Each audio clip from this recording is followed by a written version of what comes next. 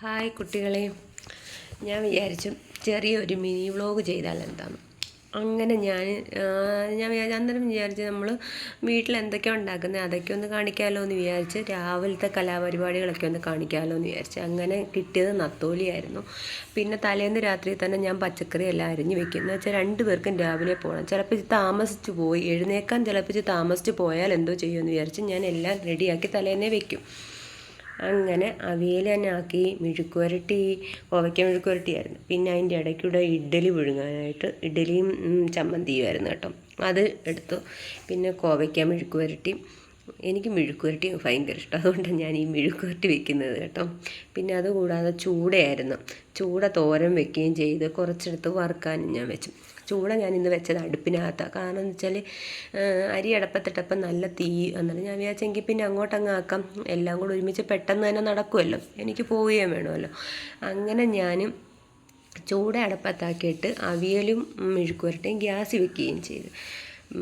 അടുപ്പിൽ വെക്കാൻ പറ്റും, പക്ഷേ എല്ലാം 2 പേർക്കും പെട്ടെന്ന് പോകേണ്ടത് കൊണ്ടാണ് ഞാനിങ്ങനെ വെച്ചത്. പിന്നെ ഇഡ്ഡലി അപ്പോഴത്തേക്ക് റെഡിയായി. ഒരു തട്ട് പുഴുങ്ങി 2 പേർക്കും കൊടുത്തു വിടാമല്ലോ. ബിലാൽ കൊണ്ടുപോകത്തതേ ഉള്ളൂ, അവന് ഞാൻ പാക്ക് ചെയ്ത് കൊടുത്തു വിടുന്നത്. അവനവിടെ പോയാൽ കഴിക്കുന്നത്. റിച്ചുക്കുട്ടൻ പിന്നെ ഇവിടെ നിന്ന് കഴിച്ചുകൊണ്ട് പോകും. അതിൻ്റെ ഇടയ്ക്ക് ഞാൻ ചമ്മന്തിയും ആക്കി, ഇഡ്ഡലിയും പുഴുങ്ങി. പിന്നെ ചായ ആക്കണമല്ലോ, റിച്ചുക്കുട്ടന് ചായ രാവിലെ വേണം, പിന്നെ എനിക്ക് നിർബന്ധമാണ്, അതറിയാമല്ലോ. അങ്ങനെ ചായയും ആക്കി.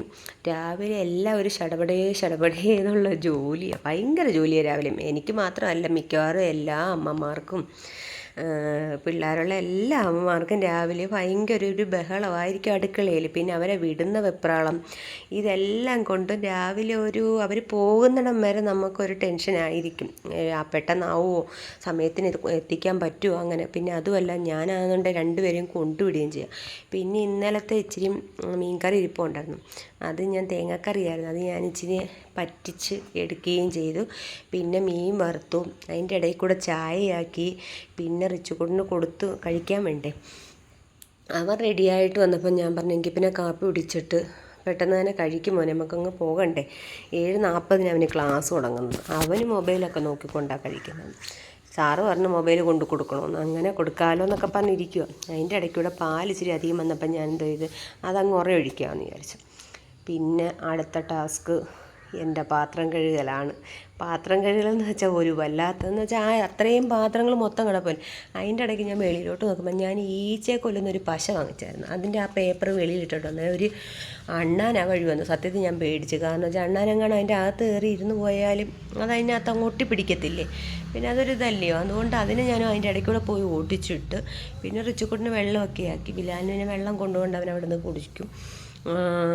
പിന്നെ അവിടെ എല്ലാം ഒന്ന് തുടയ്ക്കാമല്ലോ എന്ന് വിചാരിച്ചപ്പം ഇന്നലെ കഴുകിട്ടോ തുണികളെല്ലാം അവിടെ ഇങ്ങനെ കിടക്കുക. വൈകുന്നേരം റിച്ചുക്കുട്ടിനെ പറക്കി ഇട്ടായിരുന്നു കേട്ടോ. ഇട്ടിട്ട് അത് മടക്കി വെക്കണ്ടേ, എൻ്റെ കൈ തന്നെ ചെല്ലണമല്ലോ മടക്കണമെങ്കിൽ, എല്ലാം നമ്മൾ തന്നെയാണ്. അങ്ങനെ പിന്നെ കറികളൊക്കെ ആക്കി ഡൈനിങ് ടേബിളിൻ്റെ ഭാഗത്ത് വെച്ചിട്ട് 2 പേർക്കും കൊണ്ടുപോകാനുള്ള ചോറൊക്കെ റെഡിയാക്കി. അവർ 2 പേരും പൊതിക്കാത്ത കൊണ്ടുകൊണ്ട് നമുക്ക് വലിയ പാത്രം ആ ഒരു പാത്രം കഴുകുകൾ നമുക്ക് ഒഴിവായി കിട്ടും. അങ്ങനെ പിന്നെ 2 പേരെയും വിടാനായിട്ടെല്ലാം തയ്യാറായി. ഒരാളെ കരുക്കടയിലോട്ടും കൊണ്ടുവിടണം, ഒരാളെ പതാരത്തോട്ടും കൊണ്ടുവിടണം. എന്നുവെച്ചാൽ ഒരാൾക്ക് 7:30 ബസ് വരും. അന്നേരം 7:15 ആകുമ്പോഴത്തേക്ക് ഞാനിവിടെ നിന്ന് ഇറങ്ങും. മറ്റേ ആൾക്ക് 7:40 ട്യൂട്ടർ ബെല്ലടിക്കും. അന്നേരം അതിന് താമസിച്ച് ചെല്ലുവാണെങ്കിൽ റിച്ചുക്കുട്ടിനെ അടി ഉറപ്പാണ്.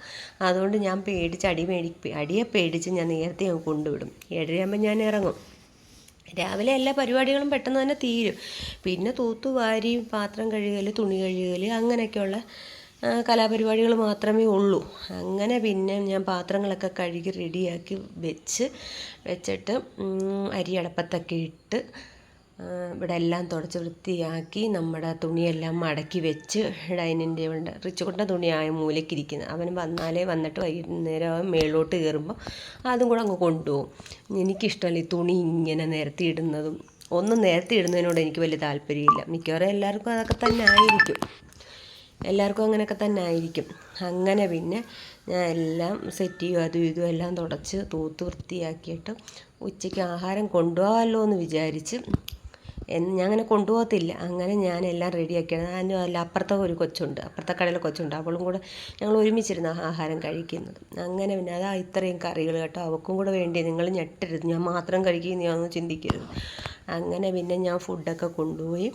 അവൾ ഞണ്ട് കറിയും രസവും പിന്നെ മത്തി മുളക് വെച്ചതും കൂടെ കൊണ്ടുവന്നു. അങ്ങനെ ഞങ്ങളതെല്ലാം കൂടെ കഴിക്കാമല്ലോ എന്ന് വിചാരിച്ച് അവൾക്കും കൂടെ കരുതി ഞാൻ ഈ കറികളെല്ലാം കൊണ്ടുപോയതാണ്. അങ്ങനെ ഞങ്ങൾ രണ്ടുപേരും വീഡിയോ എടുത്തപ്പോഴേ അവൾ പറഞ്ഞു, ചേച്ചി എൻ്റെ എടുക്കല്ലേ എന്ന് പറയുകയും ചെയ്തു. അങ്ങനെ പിന്നെ ഞങ്ങൾ രണ്ടുപേരും കൂടെ പക്ഷേ ചോറ് ഇച്ചിരി അധികമായിരുന്നു കേട്ടോ, അത്രയും വേണ്ടായിരുന്നു. പിന്നെ ഞാനത് കളയാനല്ല പറ്റത്തുള്ളൂ. അങ്ങനെ പിന്നെ കളഞ്ഞ് പാത്രമൊക്കെ കഴുകി വീട്ടിൽ കൊണ്ടുവന്ന പാത്രം കഴുകുന്നത് ഞാനങ്ങനെ കൊണ്ടുപോകാറില്ല, അടുത്ത് തന്നെയാണല്ലോ കട, അതുകൊണ്ട് കൊണ്ടുപോകാറില്ല. അങ്ങനെ പിന്നെ ഞങ്ങൾ രണ്ടുകൂടെ ചോറൊക്കെ കഴിച്ച് കുറച്ച് പേര് അവിടെയൊക്കെ ഇരുന്ന് വർത്തമാനമൊക്കെ പറഞ്ഞ് വൈകുന്നേരം വീട്ടിൽ വരികയും ചെയ്തു. ഇത്രയേ ഉള്ളൂ എൻ്റെ ഒരു ദിവസത്തെ പരിപാടിയാണ് ഇത്രയും.